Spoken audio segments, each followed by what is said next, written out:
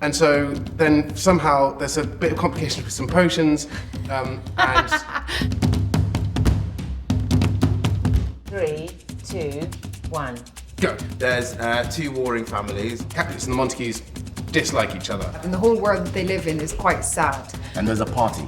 Oh, there's a Very sexy party. with lots of outfits. Romeo from the Montague family sneaks into the party and sees Juliet from the Capulet family, and they instantly fall in love. They get married, much to their parents' dismay. Friar Lawrence, he thinks this is probably a really good idea that they're falling in love because it might fix the warring families. However, Juliet's parents, Lord and Lady Capulet, want her to marry a very wealthy count called Paris. Nobody wants them to be together. The whole world is against them being together. Then there's a big fight. Tybalt kills Mercutio, Romeo in anger kills Tybalt. And Romeo is banished. She's banished. She has to go to And Mantua. it all kicks off. Juliet gets really upset.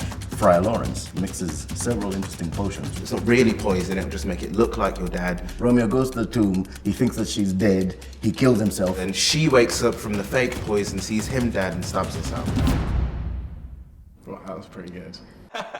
Was that 60 seconds? That's the contest. It's fighting, it's mayhem, There's it's lots of- angry. So they all die, apart from Benvolio. Do you think Romeo was a bit of a stalker, particularly going to Juliet's balcony? Right, who wrote that? These are excellent. What is the biggest mistake you've ever made on stage? I forgot to bring a prop on and had to ad-lib for about 5 minutes about the prop that I was supposed to bring on that I'd left, but it will come on eventually. Oh no. Yeah, sad times. I did blank. It was a monologue. There was no one to help me, so I gamely just tried to carry on and then thought, what is going on? The lights are different. They've changed the lights. Lights have gone down. It's a disaster. And then came on stage and asked what happened there and thought they were going to say, yeah, really sorry. But they said, no, you jumped a whole scene. And then I sat there thinking, how much would it cost me to reimburse everybody in the theatre? I've laughed on stage at a point where I wasn't supposed to laugh. We were doing this restoration play, and towards the end there's a big dance number we do.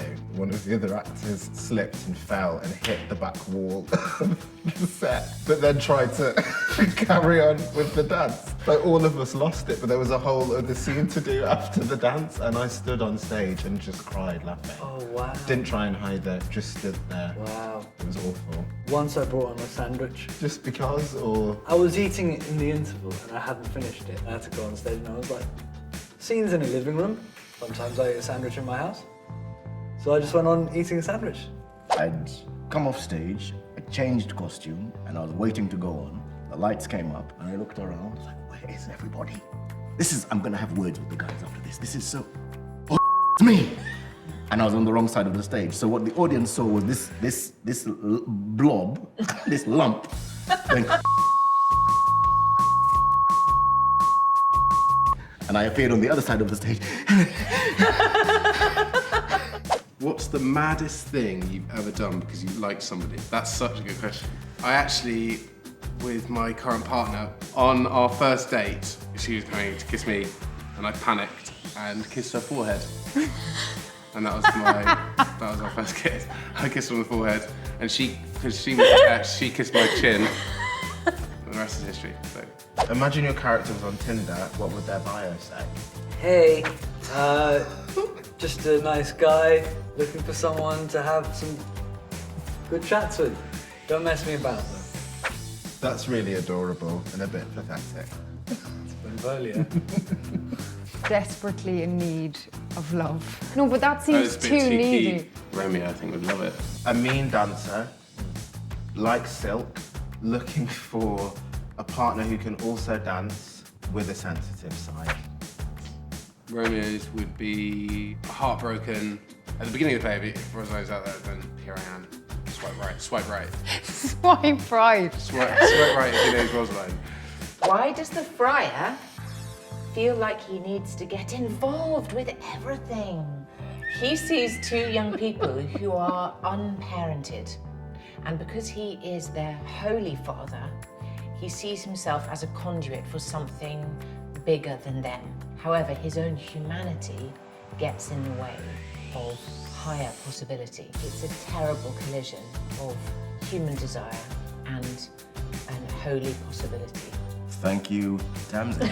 And now, on to the weather. The nurse and the friar, would they be a good couple? Definitely. Yeah. The friar's had a bit of a shady past, hasn't he? But with plants and stuff. Yeah. So maybe the nurse would like a bit of danger in her life. I think they'd be a cute couple. Yeah. I think the friar is balanced and the nurse is a bit excitable. I think they'd balance each other out nicely. And actually, I think as a couple, they'd be great parents. I think that there would be a lot of tussles, a lot of emotional and psychological and spiritual battles between them. Did you come the top of the class in drama? No. I did. I had a great time. I did quite well, yeah, I think so. I think if you enjoy it and you have a nice time, then yeah.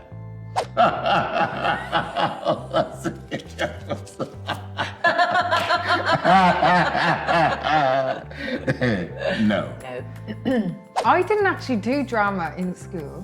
So we just used to do school plays. It was an all-girls school, so all the girls had to play like boys' parts, and I was always the lad. The lad version of Jessie was French plaits and 2 red dots and a huge monster, huge suit. I definitely did get good marks, and my drama teacher used to take me to see Complicité shows and Royal Shakespeare Company shows. I'd come away so excited, but I'm very dyslexic, so I couldn't really write down what I was thinking. I would talk and talk. I could talk for hours about what I'd just seen, but when it came to writing it down, I wasn't very good. So yeah, I wasn't top of the class for sure. In drama school, were you then the favourite, or No, still bottom of the pile? Not bottom of the pile, just, you know, Just left behind, out to dry, not left behind, just like, just on your hang own, on. just out there, Just one of the lot. abandoned. It's really sad. We should move on. How do you pretend to be in love with somebody you don't like in that way? Oh, Oh, you don't have to I feel pretend. like an agony aunt. You shouldn't be pretending, I don't think. You don't have to love it. Oh, sorry. You're taking on the agony aunt character way too much. You're like, that Romeo's dead, I'm now agony aunt. Yeah. I think you use what you know in real life. But Jessie and I are lucky because we're friends, and so much of how we work is allowing each other to like love and be like open and responsive and allowing yourself to be in love in those moments Yeah. and just being like, go for it. And you can love someone in a million ways. There's not one way of loving someone. Just like love them. Yeah. Which is more fun, acting in plays or in films? I've done mostly plays, so I'm going to say I don't really know. But I love plays, and this experience here doing this has been amazing. Yeah. Acting in plays is so different to acting in films. It just requires a completely different set of muscles. They are both equally fun, but actually it's more about the people. If you've got people that you're working with who you get on with and you have a laugh with, and it's good material, it's always going to be fun. I've always said the grass is greener on the other side. Because whenever I'm doing a film, I'm like, God, I just miss being on stage. When you're doing a play, and it's like the 100th performance, and you're doing the same thing again, the 8th time this week, you sometimes go, it would just be great to just get a really sexy camera angle on this scene and just be done with it forever. I prefer plays. Yeah, I prefer plays. Every audience gets a completely different experience every night, and that's really fun to share with people. Yeah. Plays are very much part of a team. Films are like just on your own, solo warrior. How come Romeo gets over Rosaline so quickly? Because he meets me. Yeah. This one strolls in. It's unrequited love, which can be blinding and toxic in its own way.